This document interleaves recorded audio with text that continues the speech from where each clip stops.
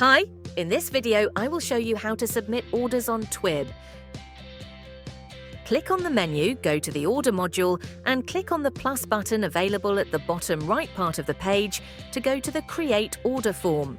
Select the client group, if available, select the client and sales segment, if available, select the product category and product, enter the order quantity and free quantity, if any free scheme is available, then discount in percentage if you want to give product-wise discount. Now click on Add.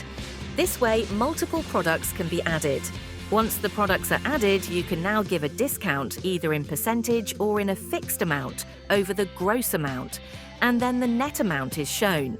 This is how you can add a new order on Twib. The details of an order already submitted can be checked from the Order module itself, as all the orders are listed on this page.